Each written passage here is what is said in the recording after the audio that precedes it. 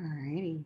All right. So uh, we purposely don't have a speaker tonight because I wanted us, since next week is our last week, our last official week. We're not done because we still got to prepare for pitch night. But I wanted us to have some time to really just make sure you guys have an understanding of one of the key premises of this program, which is understanding your canvases. There are three things that when you exit this program, I want you to have a solid grasp on: your canvas, which is your business model canvas, your value proposition canvas, those type of things. And so you can be able to use those tools to iterate through any business endeavor you do after here. Your pitch, which is going to be what we are focusing post the 10 weeks, is helping you prepare for that pitch. So having a solid pitch deck is what you will leverage as you move on beyond this program, and something to demonstrate in terms of an MVP. And so those tend to be the biggest deliverables that we expect you guys to be able to exit this program with. So that being said, let's get to sharing of screens. All right. So, can you guys see my screen? Okay, yeah. All right. So one of the things we talked about some of this, and I believe it was the session week 8. I did kind of a quick run through. How many of you guys, well, let me go through this really quickly. So one of the things we spent a lot of time, not a lot of time, but we did kind of an overview of our kind of business model canvas. We talked about value proposition, customer relationship, channels, revenue, costs, key activities, partners, etc. But that's not always the best starting point if you're starting a business. It's kind of the point that oftentimes we use, and we often use it as a point of reference. But even when you read about it, the business model canvas is oftentimes for existing businesses that's adding on pieces or has ways they could test out some of this. Sometimes it's really hard when you're starting out the business to start, when you have a startup, to test the left-hand side of the business model canvas, because you don't know who your partners are, and you don't know your activities and your revenues and resources. So this part gets a little murky for people. And so what we're going to do is step it back, and we're going to backpedal back into the business model canvas. And so one of the things we talked a little bit about last time, also during that class, was the value proposition. How many of you guys got a chance to work through the value proposition after we talked about it and do the value proposition canvas for your business? Nobody? Anybody? Somebody? No? Okay. All right, Lisa, you did it, or that was just a thumbs up? Or Atisha, you did it. Okay, great. Okay. Oh, you're muted, Lisa. Oh gosh, I'm looking at my business model. I think I did it. I mean, okay. Yeah. All right. Well, this is something written in there. Does that mean I did it? We'll talk about it so we know. So this is what we're going to do. So we talked about the business model canvas as a way is essentially, the value proposition canvas helps us to create a fit between what customers want and what your business offers. And basically it supports you in inventing and improving value propositions.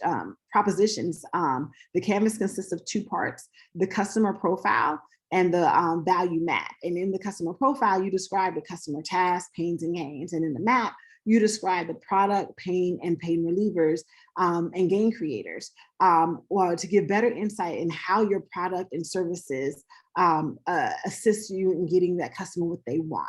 So basically, the whole purpose of the value proposition canvas is to convince stakeholders and investors or customers that your company or product or service is worthwhile.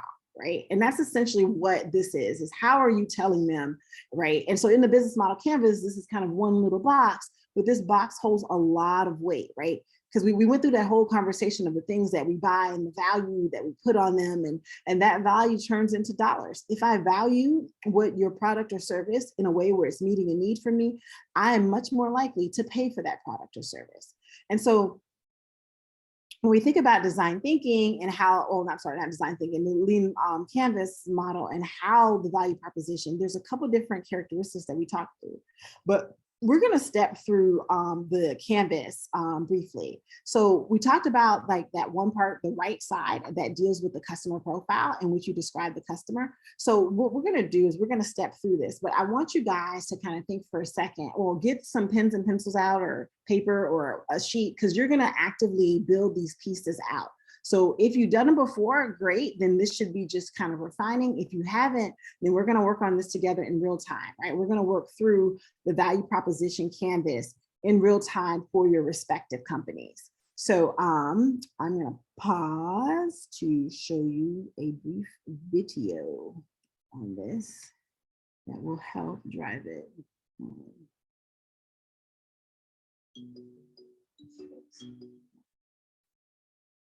Well, actually, you know what? I did that already. I think we are, so to save time, we're just going to continue, because I think you guys saw the video on the value proposition canvas, and we'll do the video for the next piece. Yeah. All right. That is perfect. That way we are not losing time. So we're going to just step through this together. So the first part of the value proposition canvas is your customer job. So what we're going to do is we're going to write out, what is a job that our customers have to do? So I want you to keep in mind the person, the company that would buy your product or service. And remember, we talked about early on, everybody's not your customer. Everyone is not going to see your product or service and immediately be like, oh, me, like, I'll pay you for that. Give me that, right? Like, some people might be on the periphery, like, yeah, if it's convenient, or if it, there's no other option, they might do it, but you have a target customer, right? So keep in mind who that customer is, but what is it that they actually want to get done? I want you to write down the tasks that that customer or company has to do and wants to complete in work or in life. Think specific in terms of tasks to reach a goal or solve a problem.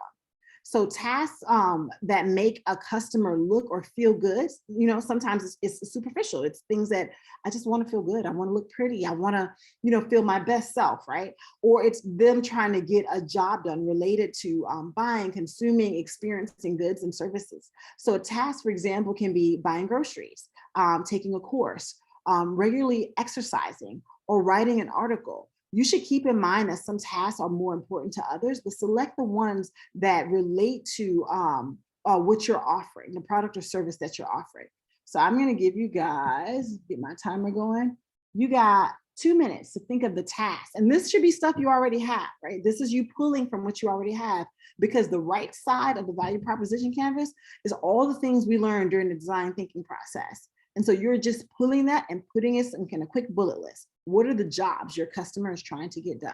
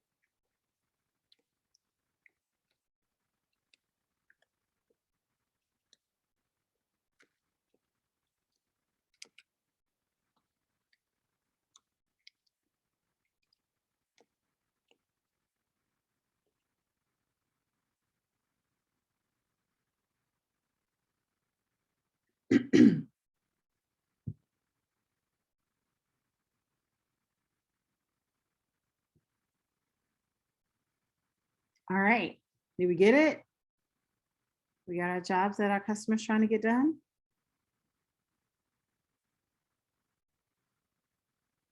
All right, I got a thumbs up. All right, all right. And if I'm moving too quickly, let me know and we can pause. But if I don't hear from you, that means you're good. Okay, all right. So the next thing we want to think about is the pain. A customer pain is anything that annoys the customer when getting a job done. It could be something that slows them down or completely prevents them from getting the task done altogether.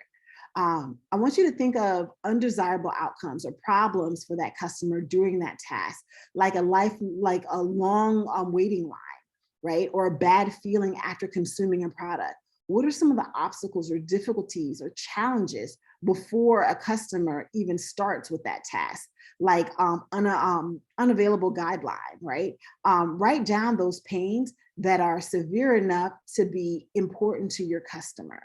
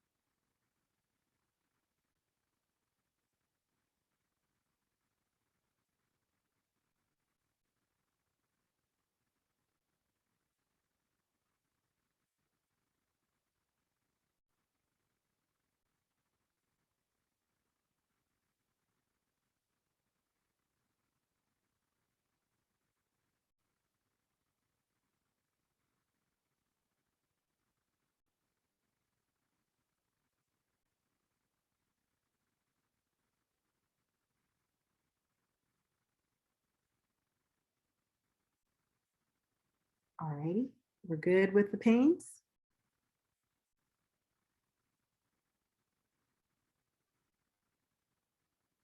Need another minute on your pains?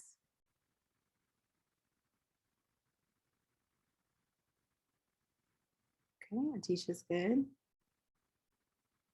Since I have not heard from, okay, Lisa's good. All right. Sylvia, you good? Okay. All right. Thank you, Ines. All right. And now we go to gains. Anything that makes your customers happy is a potential customer gain. These gains can be required, expected, or just desired. Required gains must be provided by your service, right? Expected gains are those that a customer would be expected but are not essential. Desired gains are those needs that a customer would like to see fulfilled. So I want you to think of what would make the customer task easier. What would make the customer look good, or what would make the customer dream of? I want you to write down these games and help the customer get that, write down the games that help the customer get the task done.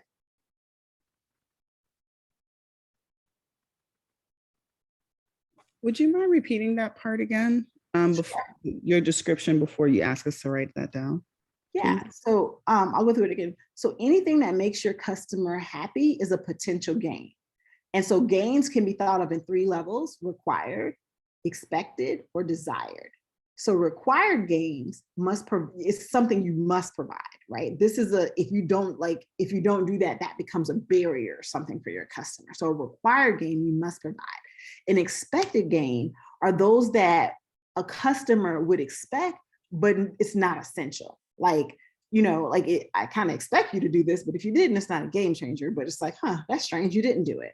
And the desired gains are those needs that a customer would like to see fulfilled.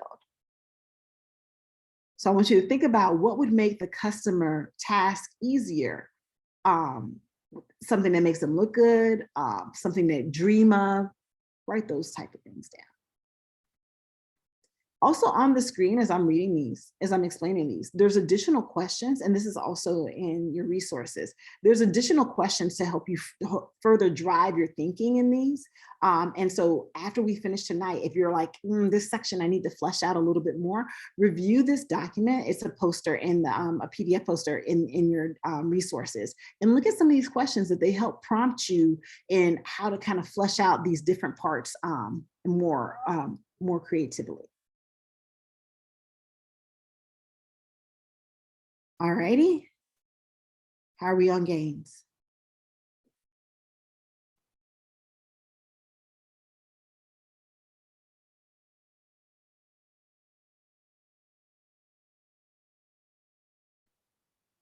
I need a little more time on gains.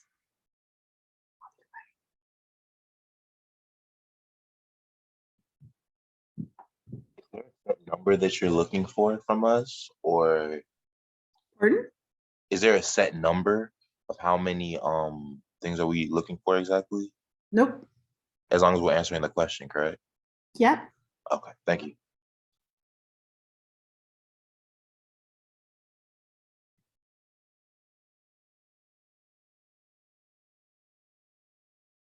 A lot of this stuff is stuff you should have pulled from your interviews and conversations with your customers. So you shouldn't have to do too much guessing.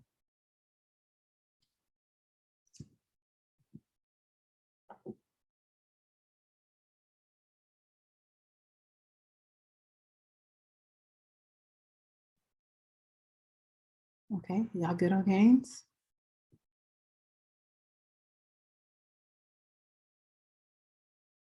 Okay, Tisha's good.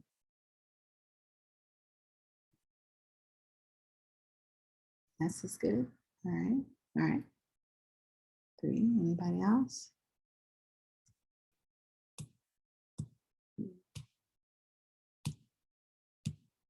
All righty. So that is essentially the right side of your customer map. Again, the right side should really just be you abstracting.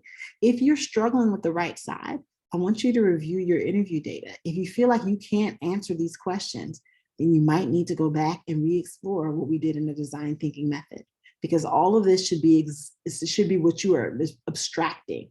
And if your interview data, if the things that you learn from your customers does not allow you or isn't sufficient for you to answer these questions, then you might need to revisit that. You might need to have additional conversations with your customer, because this is the type of things that we were seeking.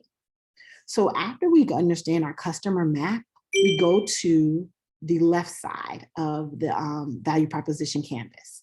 And when you start at the left side, you start off looking at products and service. So when moving over to the value map, excuse me, the first action is to describe the product or service of your business. This should be easy, right? This is our statements, right? So your statement or whatever description you have currently, if you're still working on it, describing your product or service. And it doesn't have to just be your statement. You can add more sentences here to make sure it's clear, but you want to add in what is your product or service, and a list of what you offer, right?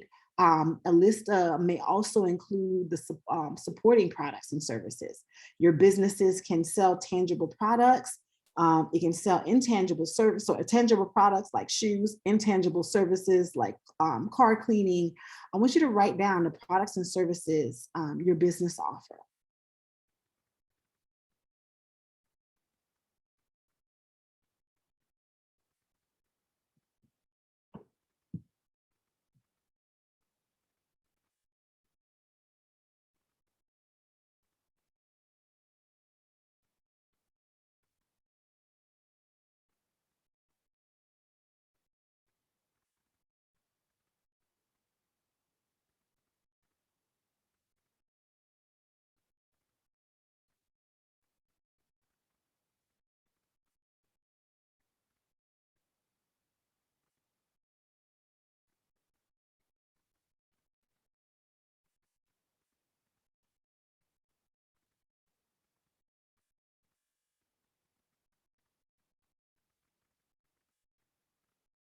This should again be pretty straightforward. This is what we've been working on the last at least 2-3 weeks now. What is it that your business offers? What is your product and service?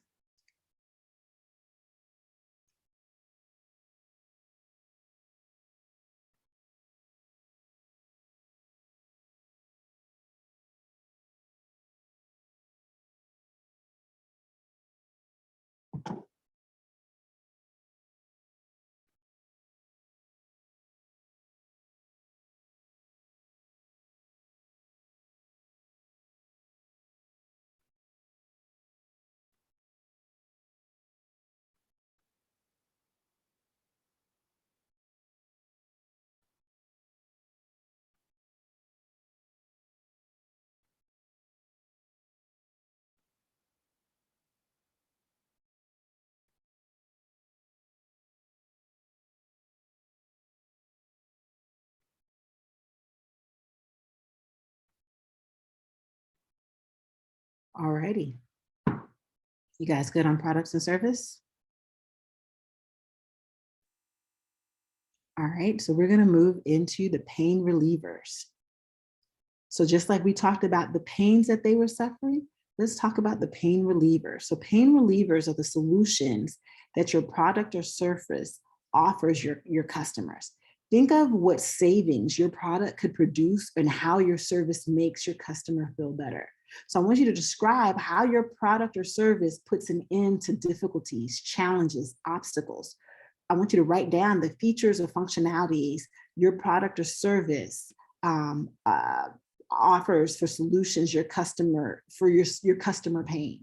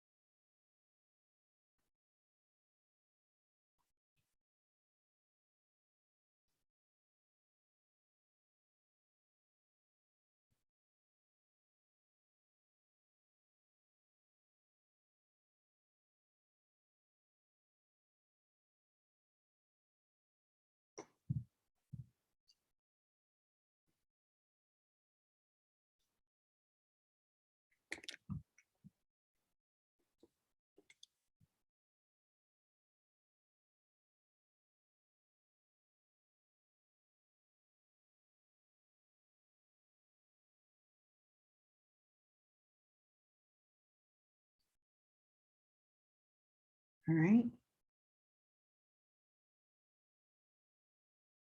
How are we doing? We need a little more time. Are we good?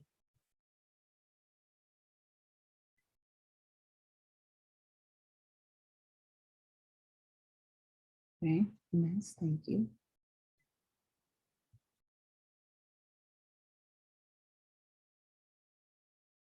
Anybody else is good on their pain relievers?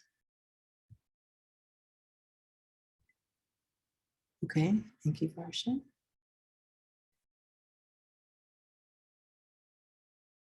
All righty. Anybody else need me to hold here for another minute before I move on?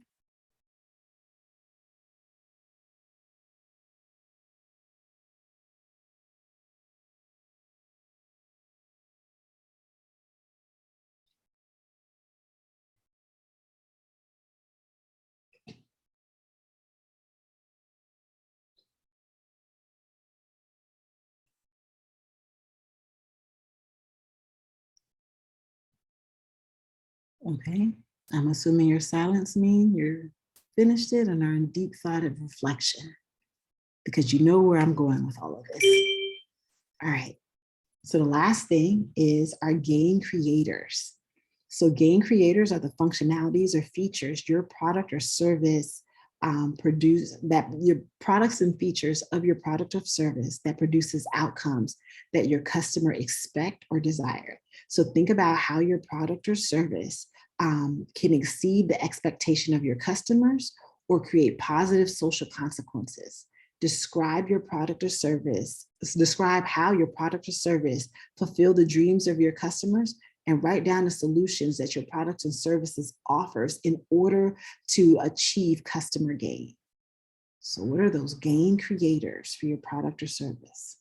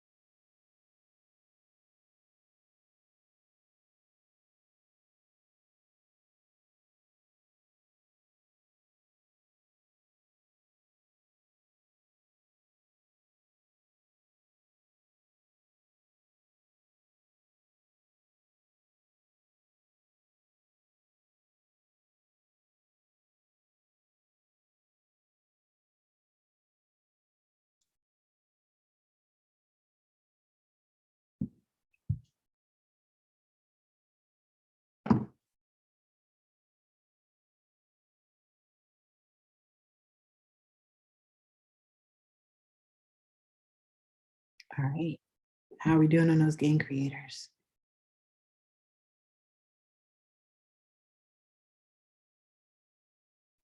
I feel like some of the sections overlap a little bit.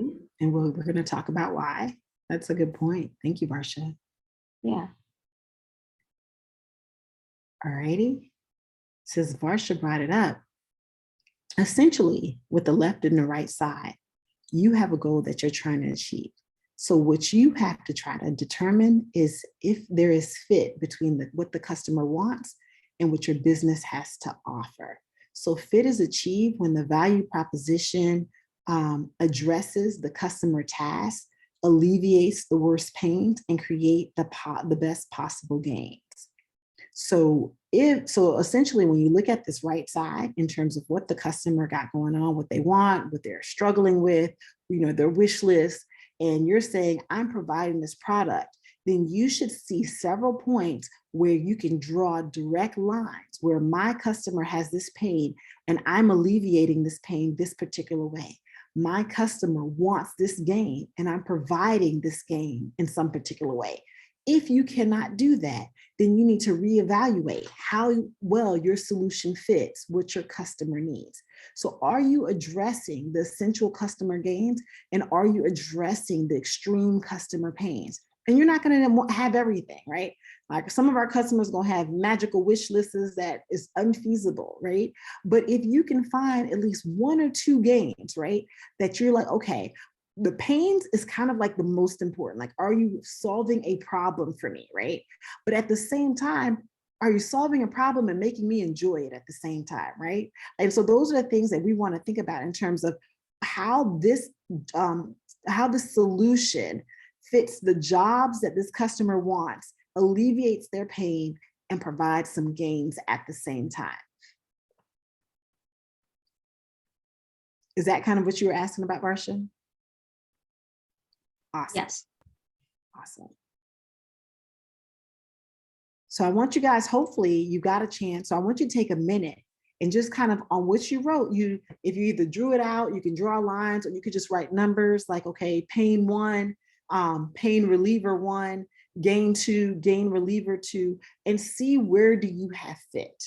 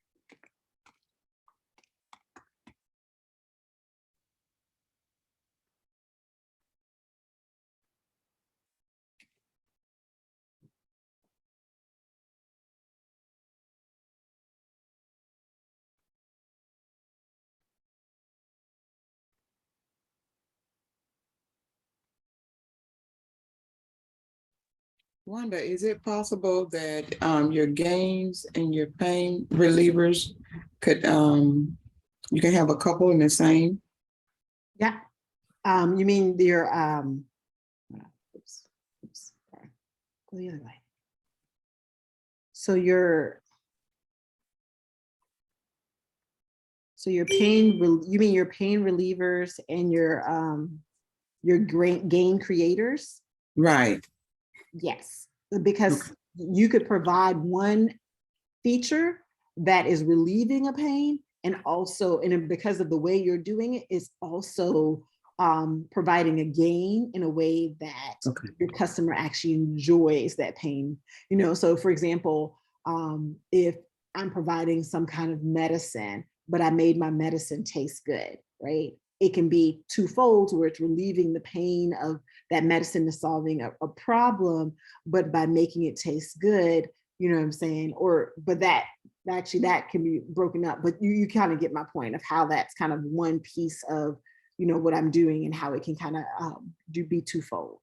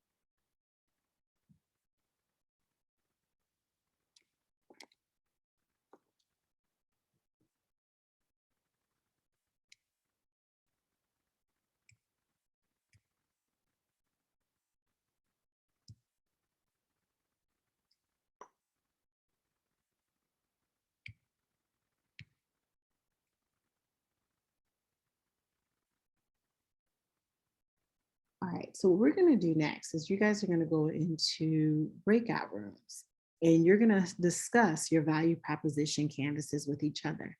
And you just kind of give a rundown. Here's kind of what mine look like. If I have a question, you ask it on there, but I want you to just kind of discuss it amongst yourself. This is one of your assignments or your assignment for today. So you will be submitting these today, but I want you to kind of go ahead and discuss it in your breakout rooms.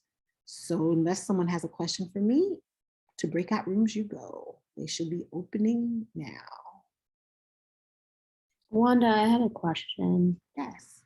So will we be like submitting our notes, or are we going to reformat it into like the actual diagram? Katie, did we do, they have to upload or can they just write it as their notes? So I did upload, but if you want to just send me a list of, just an email of that too, or direct message through the system, you can do that as well. Either way. We have a template in there, so you could just take your notes and add it to the template and upload it that way. So it's very clear which ones are what, and you can draw your lines of this pain reliever goes to this pain and pain. But if you feel like that's too much and you just want to submit your notes, that's an option as well. But the template, the value proposition template, I should have it here. Is it in the week 8? I think we also put it in for this week as well. 1 second.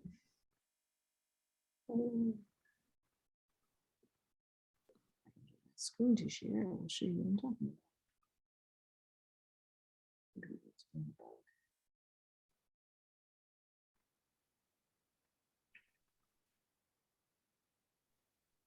So this should be in your week for today, and it's just a Word doc. You can upload it to Google Word if you need to, or Google Doc if you need to, and you can just kind of write it in accordingly. Okay. What was the file called? Hold on.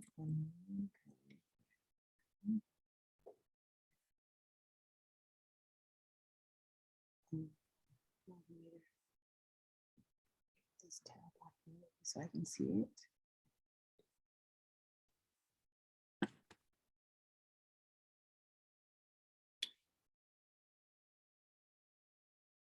Strategizer value proposition canvas. Is it under week 9? Yes, it is under week 9, module 14, your canvas. Oh, okay. So module 14, if you come down past the lesson files, and there's a lot of stuff in here, as Katie said. So the tab, so after value proposition canvas, strategizer value proposition canvas download. So you should be able to click on there and access it.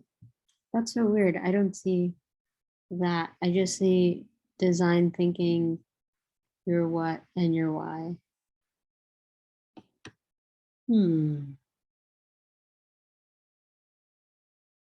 What you mean under the things that are listed under week 9? Yeah. So it's 2 week 9s. Yeah, I'm clicked on the module 14, your canvas 1, and then all I see is design thinking, your what and why, but I don't see the other files. Okay, we will troubleshoot while you guys are in breakout room and see what's happening. So you guys go ahead and discuss in breakout rooms, and then we'll see what's going on.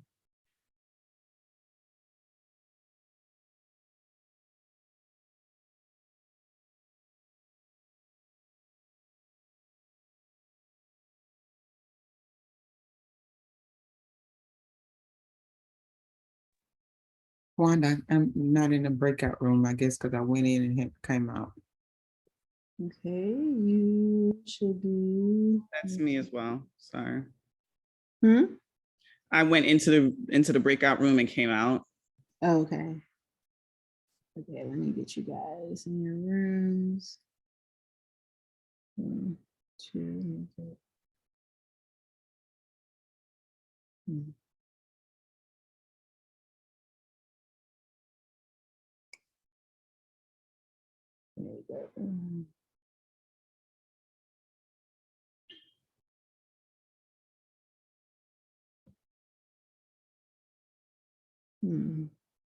It's not showing you guys in the rooms. It's not when you click on breakout rooms, it doesn't give you an option to join that room. I don't have the breakout room button. Okay. Oh, okay. I can go back in. This is, I think.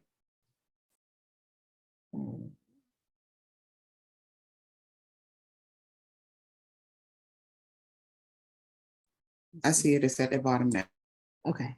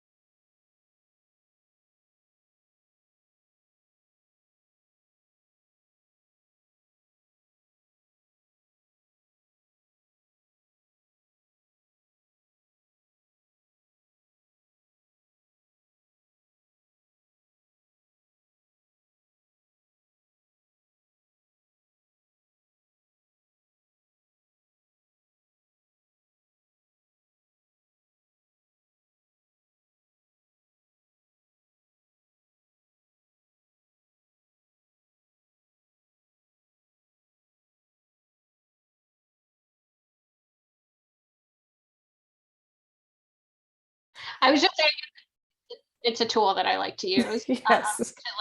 to help find those pains and those gains. This is cool. Thank you. Oh, that. Oh, How was Lego that? wheel. Oh, sorry. Oh no. How did that go for everybody? Yes. Okay. That was awesome. Good. Good. Value proposition is like one of the things that we underestimate the value it actually provides to our businesses, and being able to like really break it down line for line. I'm doing this because you want to like, sometimes, especially as you grow your business, you want to revisit your value proposition, because sometimes we do stuff because our competitors are doing, or it's neat, or it's catchy, or is it cool, or it's a new feature. But if it does not actually tie directly to the needs, the problems, the gains that our customers want, you want to ask yourself, why am I really doing it? And this becomes the litmus test for every pivot, everything, every new feature, everything you're doing for your business. To you, it'd be like, oh, this is so cool. But if you legit realize your customers and all their pains and all their gains care nothing about this feature, pause and reevaluate. Either you are disconnected in terms of what your customers need, or you're wasting your time in doing unnecessary things, right? And so these are some of the things I really want you guys to, be able to do as you kind of move through. So the value proposition canvas is kind of where we said we started off talking about business model canvas. Value proposition canvas is kind of that big piece of that, and understanding, and that ties directly with your customer. So one of the things that we have one of the things that people say is you don't start with the business model canvas, you start with the value proposition canvas. But then when you're done with the value proposition canvas, you don't go directly into the business model canvas, you go into what's called the lean canvas. And so what happened was the business model canvas was created first. But then people struggle with it. And I ain't gonna lie, when I taught it the first few years, it was struggling teaching that left-hand part, because people just didn't know. Like, well, I can't tell you who's a key customer or key resource because I just haven't tested those pieces of my model yet. And so someone came up with like, well, let's do away for those right now. Let's simplify the process, and we'll come back to the business model canvas, but let's see if we can kind of do a leaner model of the business model canvas. And so this is what the lean model canvas looks like. And essentially it starts off with understanding your problem. So the things that we started off when we started talking about our design thinking. So what is your problem? What does that problem you're saying you're going to solve with that problem, right? What is that unique value proposition, and for who? What is that solution, right? And so like we're changing that dynamic, right, of that left-hand side, from key resources, key partners, to problem, solution, and key metrics. So we're going to look at a quick video. And again, if you're more comfortable, like, no, I'm good with the business model canvas, you can stick to that. But a lot of people, like I said, find it a little bit challenging. In the previous video, we mentioned. That's not what I was. Find it challenging navigating through the business model canvas early on. And so this is kind of to segue you into that by leveraging some of the information you already know in terms of like your problem, and focusing on those pieces, and then moving into the business model canvas. So let's play. Hi, this is Anna at Railsware. Today we will have a look at the Lean Canvas, a tool designed by Ash Maria to help startups analyze the strengths and weaknesses of their business model. And also we will practice using the Lean Canvas on the Uber example. To work out your business activities, you need a business plan. A good business plan requires a massive amount of work.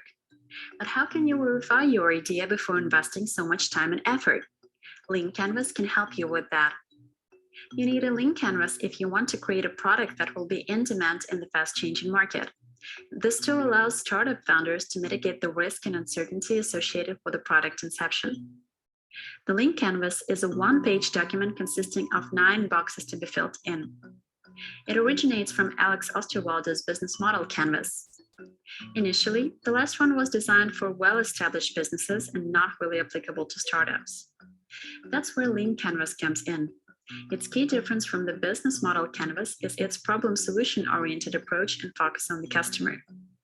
To address this, the 4 business model canvas boxes, namely key partners, key activities, key resources, and customer relationships, were replaced with problem, solution, key metrics, and unfair advantage, respectively.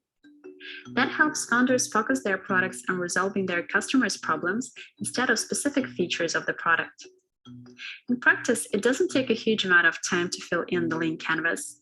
We recommend you to stick to the following order, but it's not obligatory, and you're free to choose the way you feel comfortable with. Let's do this together through the example of the world-known peer-to-peer ride-sharing app, Uber, back when it was getting off the ground. We should start by defining the target customer. Many startup founders suffer from a common misconception called "everybody needs my product." Narrow down the customer segment as accurately as possible.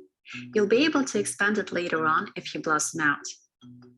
Uber offers its service to passengers and drivers. The passenger segment can be split narrower by demographics, type of usage, and socioeconomic characteristics. Drivers also divide into users who opt for Uber as a full-time job solution and those who leverage it in addition to their main job. It's best to mark each segment in different colors your convenience. In the early adopters section, you can specify the actual people who will be the first to use the raw product and provide feedback. These may include first customers, developers, friends, and even you, the startup founder. In the problem box, we refer to customer problems that your product is meant to solve. If you have several customer segments with different problems, you may make separate canvases for each of them. Here, we have specified problems for passengers and drivers separately. Therefore, we've got such problems as expensive taxi service, availability of cabs, long waiting time during the rush hours, advanced booking is often required, and lack of driver profile for passengers. Drivers need extra income, a part-time job opportunity, and awareness of who they are going to drive. In the existing alternatives section, you should place your closest competitors that are already solving the specified problems. We split the Uber existing alternatives according to different user segments. So passengers can opt for public transport, a taxi service, or ride with a friend. And drivers are limited to taxi service and other full or part-time jobs to get income. The product you are going to create must bring revenue. Usually, entrepreneurs use the cost-based approach where you need to calculate costs and add a margin. However, we recommend you to rely on the average value required for the customer to solve the problem. For example, Uber takes around 25% of the pay for each ride. All problems you specified in the neighboring box should be matched by the relevant solutions. Explain what experience the customers are meant to have. Uber offers a cheaper ride opportunity, wide car network, fast pickup, route tracking, as well as drivers and passengers' ratings to solve the mentioned problems. Cooperation with your target customers will allow you to learn their needs and offer the most suitable solution. It's no accident that the unique value proposition box takes the central part of the lean canvas. The unique value proposition is a brief message which is meant to attract customers' attention. You need to describe the uniqueness of your product and show its key difference from the existing alternatives. Uber attracts customers not only with its speed and low price, but also a package of services in one app, which allows you to find a safe ride 24/7, 365. Drivers, in turn, opt for Uber as they can work on their own schedule, manage their revenue, navigate the route through the app, and forget about taxi license issues. In the lower part of the unique value proposition box, there is a place for creating a high-level concept, a short and easy to understand statement about your product. It's a kind of elevator pitch you will use when addressing your product. As an example, Uber is like a taxi, but cheaper, safer, and more flexible.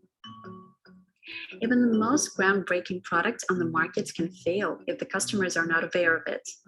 Specify communication channels to reach out to your target audience. In our canvas, Uber relies on PR, word of mouth, and user referrals. Define key tracking metrics to measure the progress of your business. Initially, you can do with one key metric like minimum success criteria, meaning the outcome that can be deemed a success. Later on, you can expand your lean canvas with other vital metrics. As for Uber, they factor in the number of users and rides, money earned, and referred users. The fixed and variable costs find their place in the cost structure box. These may include costs for the office rent, hardware, recruitment, market research, etc. It's enough to narrow your time window to a particular milestone like a product release or achieving the first 100 customers. Once your cost structure box is filled in, you can balance it with revenue streams and get answers to such questions as how many customers do I need to pay off the investments, where is the break-even point, and others related to the winning outcome. In our example, let's focus on costs for product development, infrastructure and support, as well as the marketing expenses and salaries. The last step in the lean canvas is your unfair advantage. This term denotes a special thing about your idea that your competitors are not able to copy or obtain in any possible way. Unfair advantage may include a good reputation, exclusive access to some data, personal authority, community, or any other unique advantage. It's not necessary to seek out your competitive advantage right now. You can fill in this box later when some other things have started to go in your favor. When Uber was founded, its unfair advantage was the experience the application offered: low-priced rides at the push of the button. That's it. Remember that your lean canvas can and needs to be changed once you get new feedback from your customers. While you're in a startup mode, you're still testing various hypotheses. Some get confirmed, some don't. But make sure you adjust your lean canvas according to the facts and not how you wished things were. This was the introduction to the lean canvas model from Railsware. If you're interested in— All right. What are your thoughts on the lean canvas so far? Just based, I know that was fast and we can kind of step through this a little bit, but are you guys, well, let me just let you answer my first question. What are your thoughts?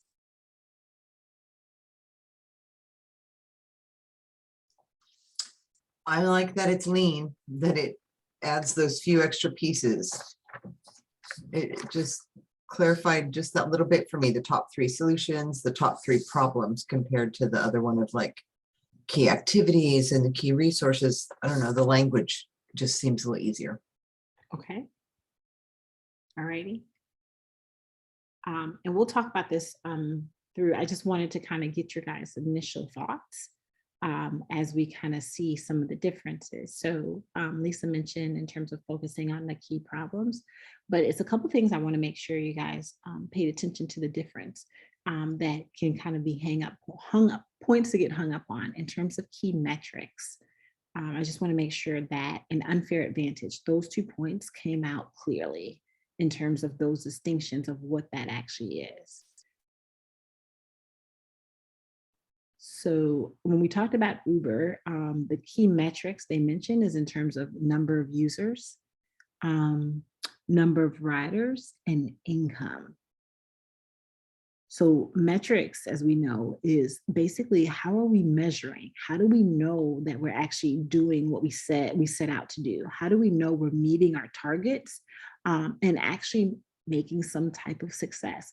And so Lean Canvas, the whole premise of the business model canvas is to fail fast, right? You set up these metrics and say, if I meet these metrics, then I know I'm being successful.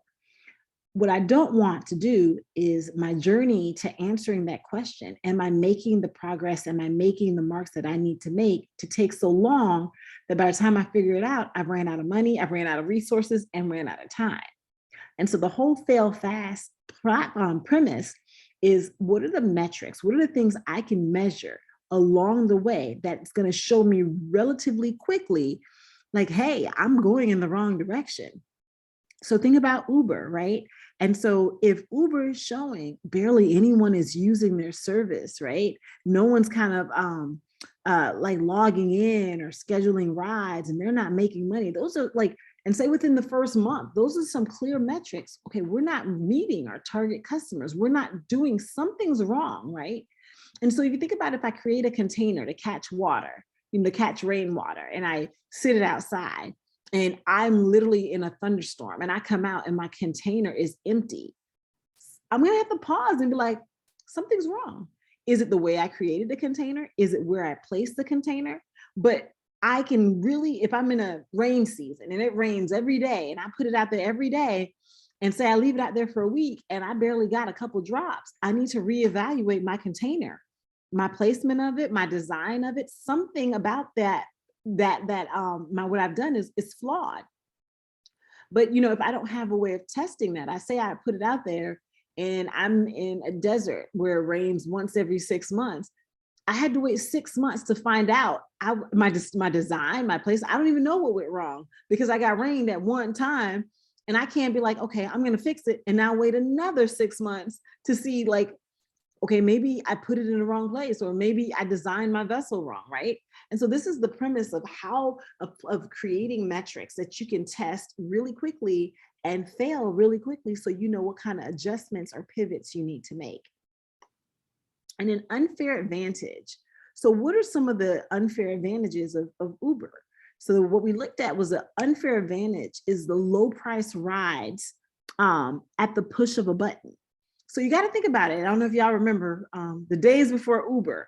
Anybody remember those days of trying to catch a cab? If you've lived in a metropolitan city and hailing a cab and getting in there and you're not sure, like it was literally like a crapshoot of what that price was going to be like.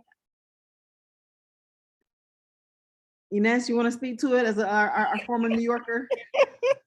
Yes, it's awful. Forget it if it's high traffic time, or if you're out after hours. It's horrible. Everybody's competing for a cab. People will literally push you out of the way. From as a former New Yorker, it's horrible. It's horrible. Yeah, a teacher says back when cabbies would refuse to drive to Brooklyn. Oh yeah, I've experienced that. You going where? Oh nah, I ain't doing that. Yep, I remember that. And so those are some of the unfair advantages of what unfair advantage is a fun word, but it's essentially the equivalent when we talk about our value proposition. Some of those gains, right? It's solving a problem. Yeah, I can catch a cab, but I had to roll a dice of what my fare was going to be like. This one, I'm catching a cab. My problem, my need is being met, but I also have that reduction of anxiety of knowing what my price is going to be upfront, right? And we can kind of talk about the ups and downs and peak points and all that other stuff Uber is designed. But when they were first coming out, this was kind of the thing that added oomph that they added. So when we were in our breakout rooms, we we're kind of talking about the difference between pain relievers and gain creators. And we had the conversation of pain relievers were the must-dos. These are the things that if you're launching this business, this is something you must do, right? We talked about if your business is not solving a problem or meeting a need, you don't have a business. And that's where those pain relievers are. But don't discredit the gain creators. The gain creators are what sets you apart from your competition. Because at the end of the day, every pain your customer has, it is being met in some capacity. Even if you're the only type of business out there, that pain is being met in some capacity. Remember my example of my socks on my hands instead of gloves? I was meeting my needs somehow, right? So what kind of gain, what kind of added thing that you are putting out there in terms of your product and service that makes me want to use that versus my ad hoc creation? So those are some of the unfair advantages. Any questions on that so far?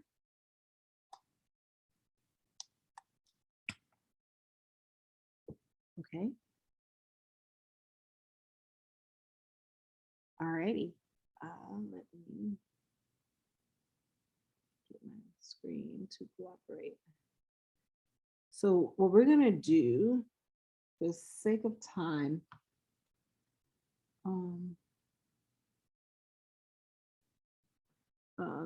and we're going to cover some of this in our meeting with you guys if we haven't. So these are some of the things that we're trying to unpack, because these are some of the things that should come across in your statements. And so these are part of the things that we're trying to unpack in our one-on-ones with you, right? Making sure that message is very clear. What is the problem you're solving? What is the gains you're alleviating? What is the thing that your customers are trying to do? And who is that customer that you're trying to help, right? If you can show all of that in one sentence or two, then you are halfway there in terms of being able to communicate with everybody, the whole point of your business, right? Like it's why should I care? Why do you exist? Who are you doing this for? Who are you talking to, right? All of those questions are answered in that.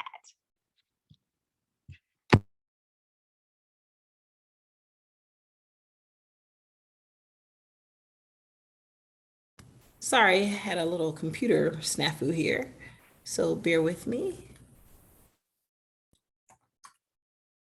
1 second.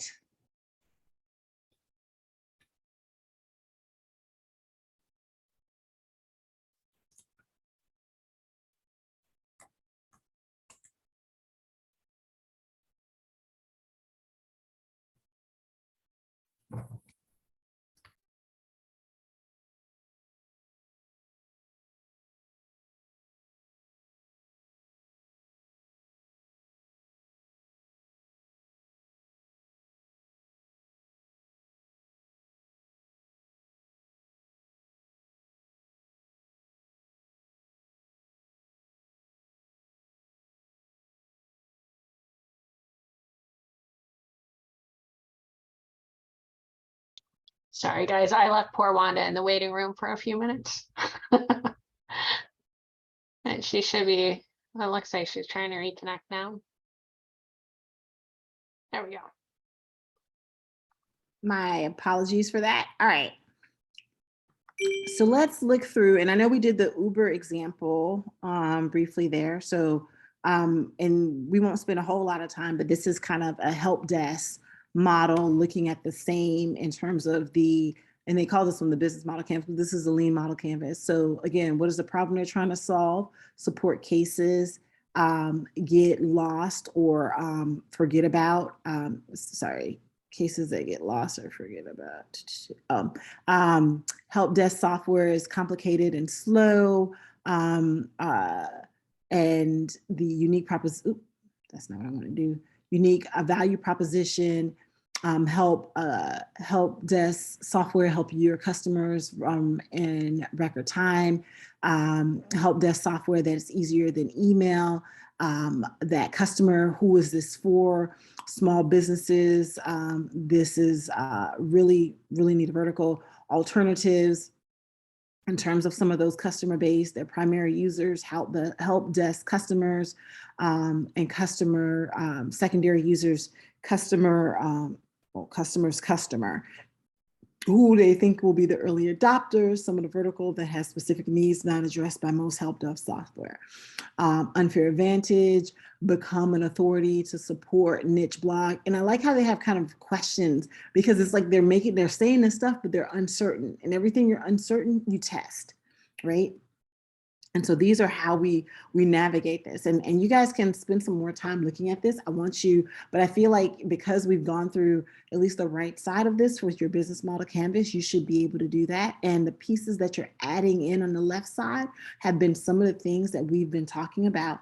And so these are just pulling in from your problem statements, or in your problems that we've identified, the solutions, all the things that we just talked about in the value proposition canvas. All of those things are what you are pulling in here. And so and cost structure and revenue stream are very similar to the business model canvas. Those things are unchanged. So do you guys feel comfortable doing a lean model canvas? Okay, this won't be assignment for today, but it is going to be assignment that we will add on. So I do want you to step through this for your businesses, and really think through this. I want you guys, I don't want to distract you from doing the value proposition. So that'll be your only assignment for today. And I want to make sure you guys submit that so we can kind of see where you landed, and we'll fill that into our conversations. But that once we have met with you all and have seen your value proposition canvas and know where you are, then we want you to move into this as a natural transition. And then after that, you want to go through your business model canvas example. Your business model canvas, sorry, not example, but we talked about a lot of these examples in terms of, and I put this in the slide deck so you kind of revisit and you kind of compare, but we won't go through this for the sake of time. But so what I do want you guys to think about is putting it all together. So we talked about design thinking. We've talked about lean startup and how all this stuff starts to fuel together and play together. And I want you to be able to, one of the goals and hopes is when by the time you guys finish this class, is every time you get a new idea, you can step through from beginning to end, from empathize to build, measure, learn of your design thinking, of your lean startup, where all your ideas in rapid fire. So that's what we're gonna try our hand at. So we're gonna try our hand in brainstorming together on hypothetical, because we don't have people to interview right now and we don't have a whole lot of time. So we're going to do this as a breakout activity that I'm not sure that we'll get to, but we will definitely step at least through one together where we can kind of hypothetically think through our business, our processes. So everything from design thinking to business model canvas, we're going to do top to bottom right now together. So I'm just going to use a Miro board just to make it easier for us to kind of share. So on this Miro board, what we are doing is we are creating a line of clothing for a community of, or an audience, a customer. You guys remember the Incredible Hulk?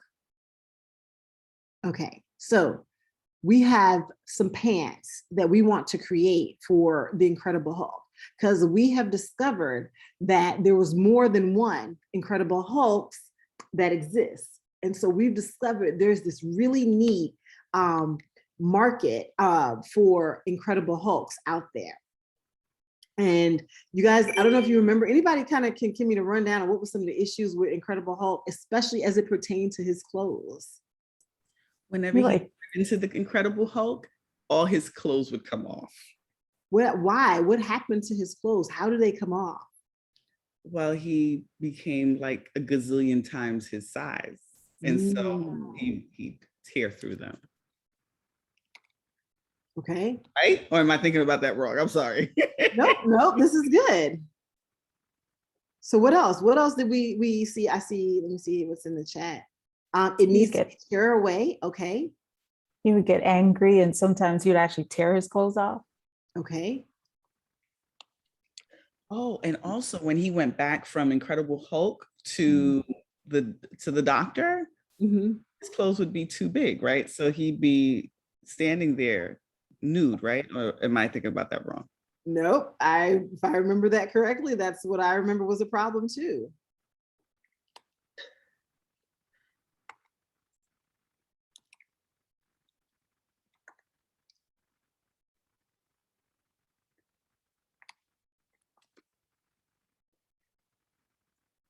What else? Material that allowed him to survive like shock waves and attacks and stuff.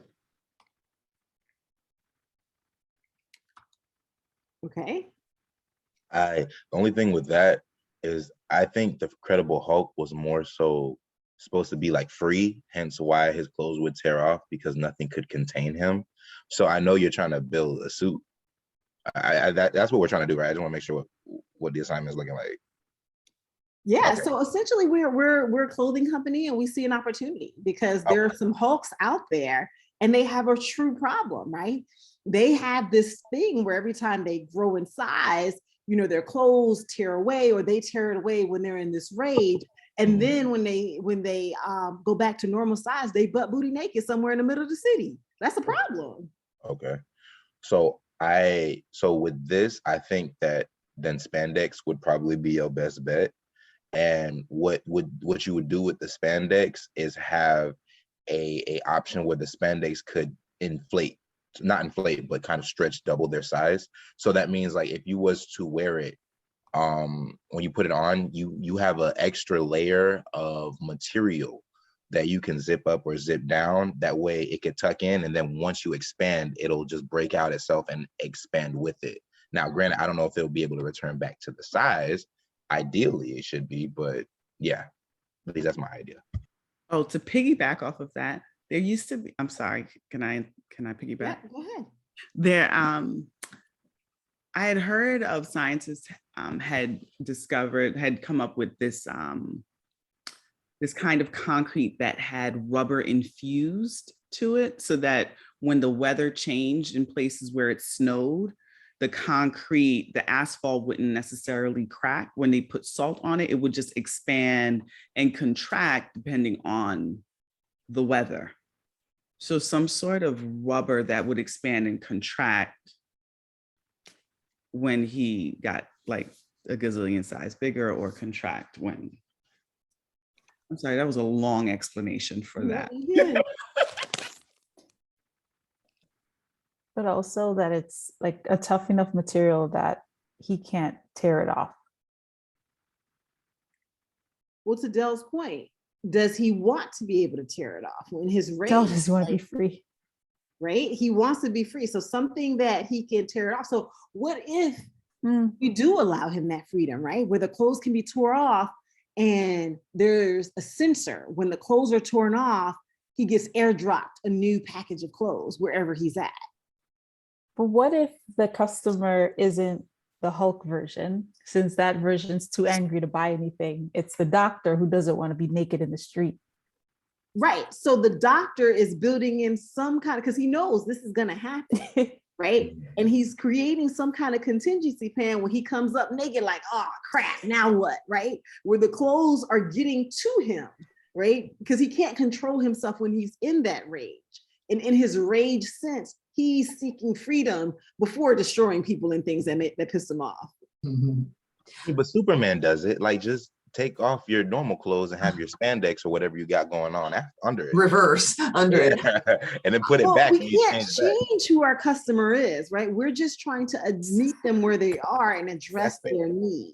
That's What fair. about those little kid things? They come in, if those of you have kids, they come in almost like a capsule, like a pill, right? A gelatin capsule, but you drop them in water and they expand to be like a little sponge dinosaur. They have like washcloths that come, they're like hydro suction. You drop them in water and they become big, and then they can have, I mean, they might be wet, but they'd have fresh clothes. I don't, well, okay. I just think, I don't know if the Hulk would want to be wet after he is done fighting. And where's he going to keep those, right? Does he have to keister those? That's what, yeah. Pills. Like, They're dropped all over town. They can be delivered to him via drone. Yeah, I was just gonna say Iron Man has this thing where he can think something and then one of his drones show up. Oh, Katie makes a mention, but he'll still be naked in between, right? Even if it's an instant drop, Katie. Yeah, even if it's an instant drop, or he has those little like pills, which I love the idea of those little like expandable pills. He's naked as he switches. So that's why I like Dale had his expandable, shrinkable. I liked that. Okay. He's never like caught in his, birthday suit. Okay, so so we need it. So I think Dell and Atisha was on the same page. He has to keep the clothes. We need to create clothes that no matter what rage he in, these clothes are resistant to him, to being destroyed. What about paintable clothing? Huh? Paintable clothing, some type of clothing. Yes. Yeah. Ooh. Think of comfort. Yeah, you don't even know it's there. It's just right. Some of those Very painted, breathable. I love it. Yeah, some of those painted people, that you can't even tell. I mean, unless you're like microscopic really close. So he could pull it off. So now, the only thing with the sorry, go ahead. Go ahead. No, go ahead. Go ahead, Del. I'm sorry. I'm sorry. I didn't know how to operate for a second. I switched the screen. The only thing with the paintable clothing that kind of scares me is when he expands, he turns green. Is that paint going to, like, is it still going to be the same color? Because now the palette that it's going to be on is different. So he won't match. Not a big deal. He still won't be. Okay. All right. I just wanted to make sure. All right. Okay. So, all right. So we said our customers and empathy.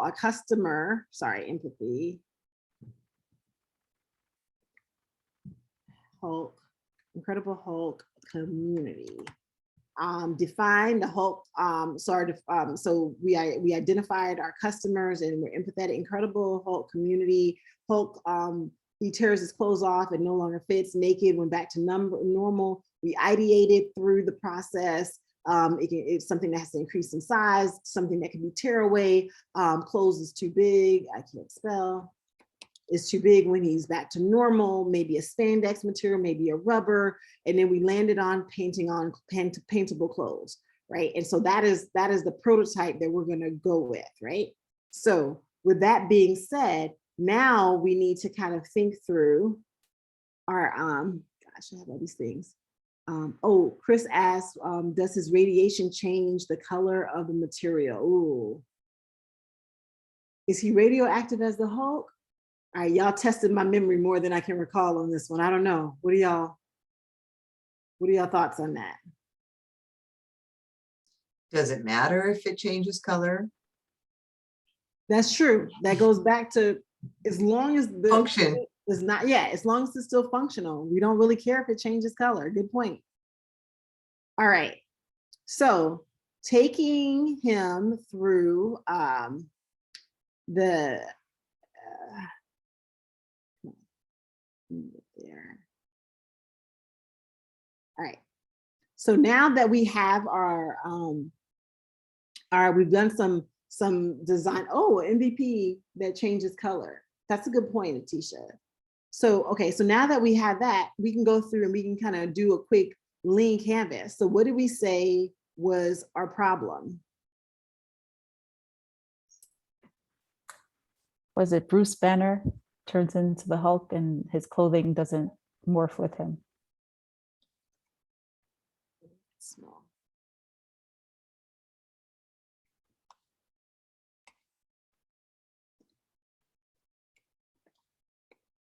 Well, remember, it's not just Bruce Banner because you're not going to do business with one person, right? There's a customer, we've discovered some hidden island that gotten into this radioactive batch where there is a community of Bruce Banners, right?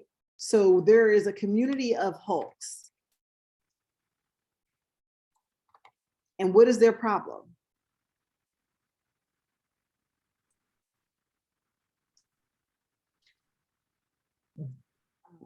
they grow and expand out of their clothes.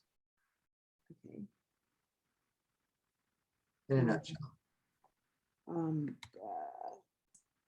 Enters rage, grows and expand out of clothes and ends up naked in random places. All right. So that's what we know about our customer. So that's the problem. And we said our customer segment was this community of incredible,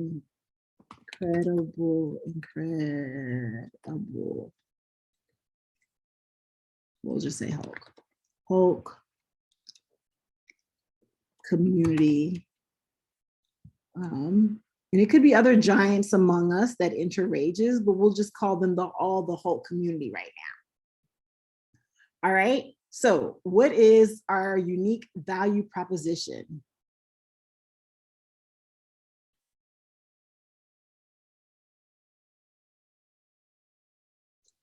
That we have created paintable clothes. Right? I mean, well, is it not, what is the promise that because that's what our solution, but our value proposition, we have created an alternative? Yes.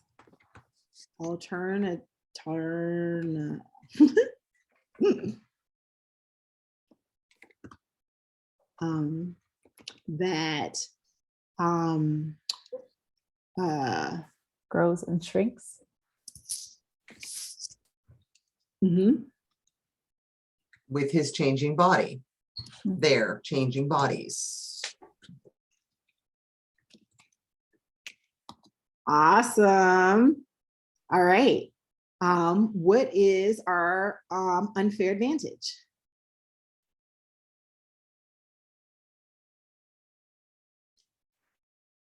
Let's suppose we have some really cool color changing paint. Right? I mean, and the spandex, or are we not doing spandex? You say like no one else has this technology. But just saying no one else has it, we are like, what does that actually mean? Like, what is it that we're doing?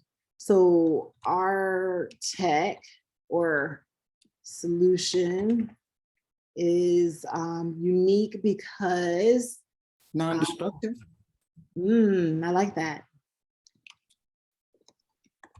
That's great. And we can go ahead and drop our solution in here.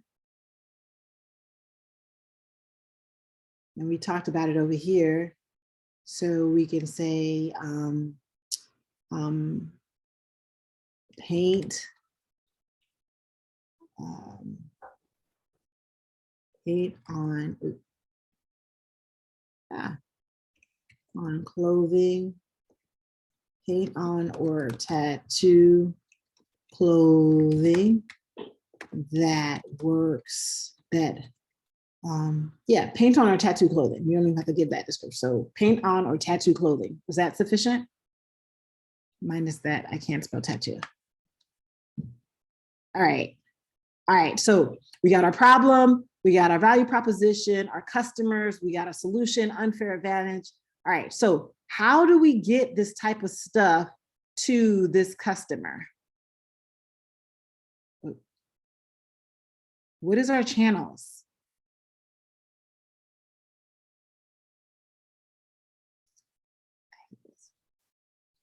Would this be the drone that could drop it to that?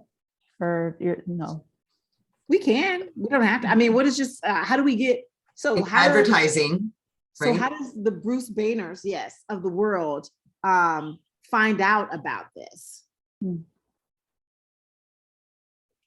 Word of mouth. Word of mouth marketing, radio ads. Okay. From other Hulks. Now. You said radio ads? The underground Hulk network. Yeah. There's got to be something of, dark internet. Right, like a support group for Hulks. Okay. Okay, awesome. The scientist guy he would always go to when he had issues.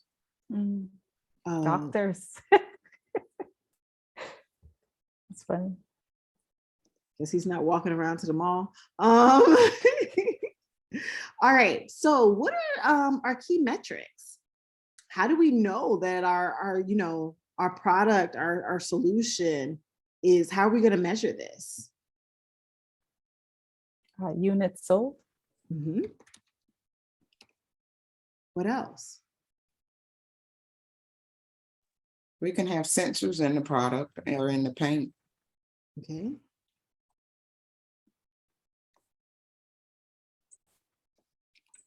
Okay. What are some other things that we can know like quickly that if we're on the right path or not? Reorders. There's no reports of naked Hulks around town, right?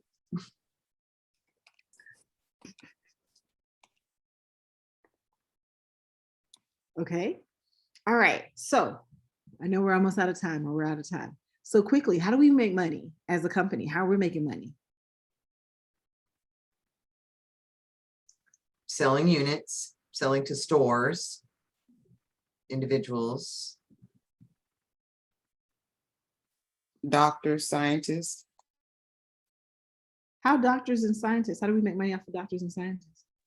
Well, they always, he was always going to them when he had issues, when he was going through something. Okay, that actually, we already have, I was about to say, that's more of a channel, right? Because they're the ones recommending him to this product.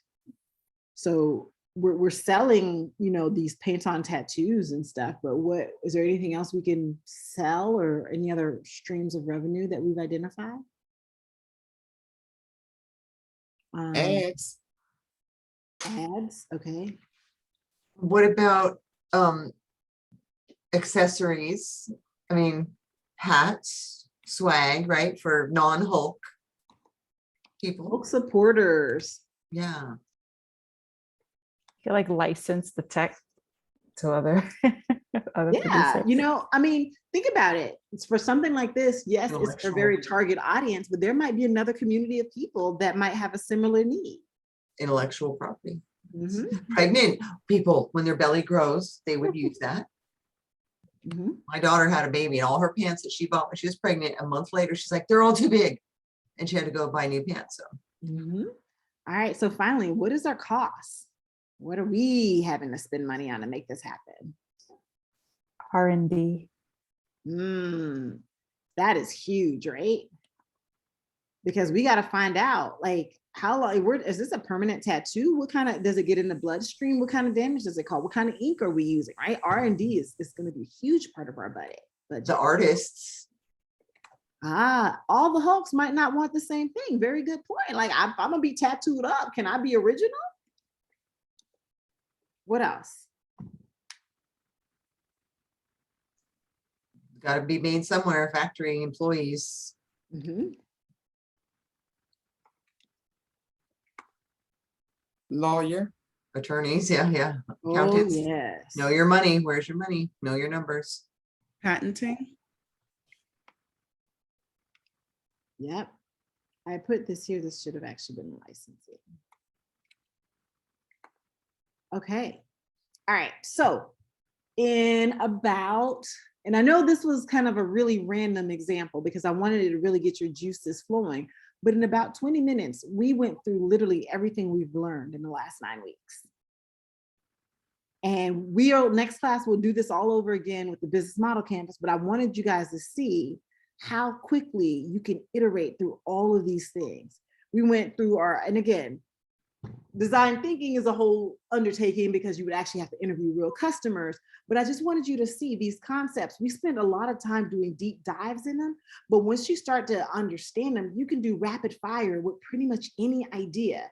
You should be able to kind of step through like, okay, I know this customer and this is the kind of problems that they have. So if I'm defining it this way, then I can start to ideate through some stuff based off of when I'm talking to people. You can sit around at a dinner party and do some, sample interviews. You get some ideas, you start to ideate, bam, you can mock up a prototype on a napkin, right? And then come through there and you start doing like, okay, now what is the value that this customer is looking to gain? Who is that customer? You iterate through all of this, right? And all of it won't be 20 minutes, but I just want you to see how all of this comes together. And if you get used to iterating it, it's not such a heavy lift and you can start to really break through your ideas. Because I guarantee this won't be your first and last, this won't be your last business endeavor, right? You're going to always be generating ideas and you want to be able to methodically take them through all of this so you can clearly see before you put in a whole lot of effort, is this even worth you pursuing, right?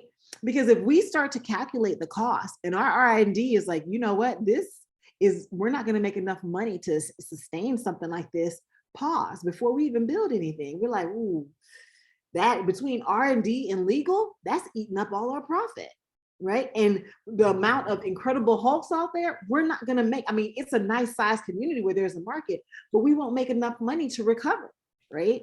Unless we sell to other markets or we see these other business opportunities. But you want to be able to think through all of this stuff methodically with every time you get, even if you already launch your business and you're staying in that one business, for every feature that you add on, for every dynamic of your business you change, take it through the process.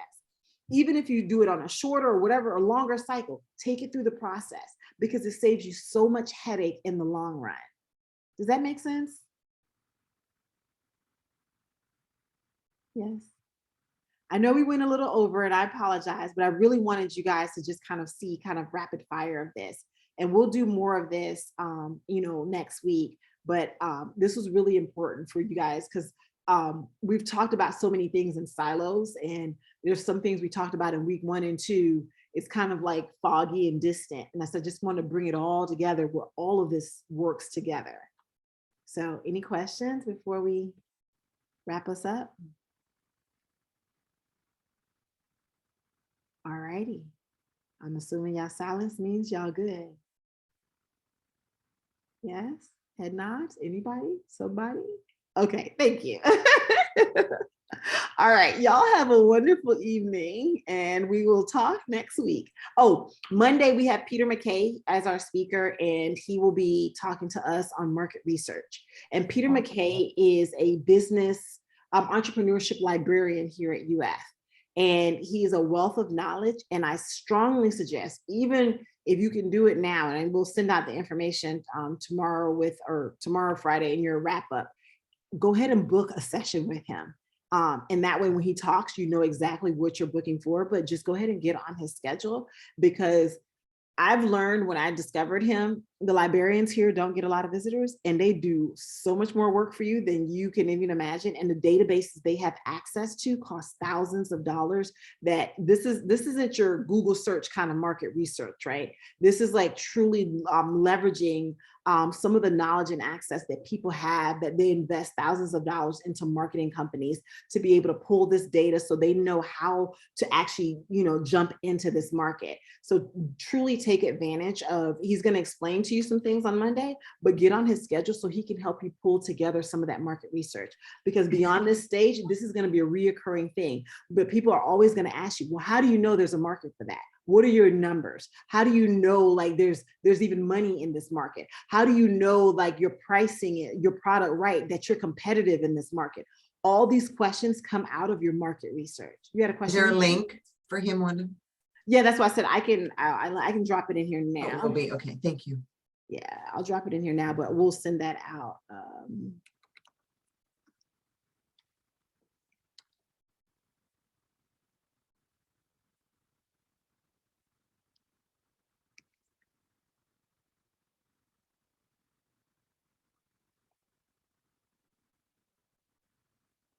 So I just put it in the chat. And it's essentially just this link. And when you go here, it just says schedule appointment.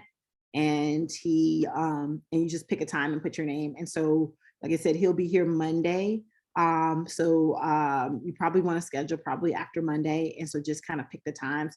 Unfortunately, his times are, 9 to 5 timeframes because he is a librarian. And if that doesn't work for you, then you might be able to talk to him or shoot him a message about seeing if he can accommodate you outside of those times. But like I said, he's a wealth of knowledge.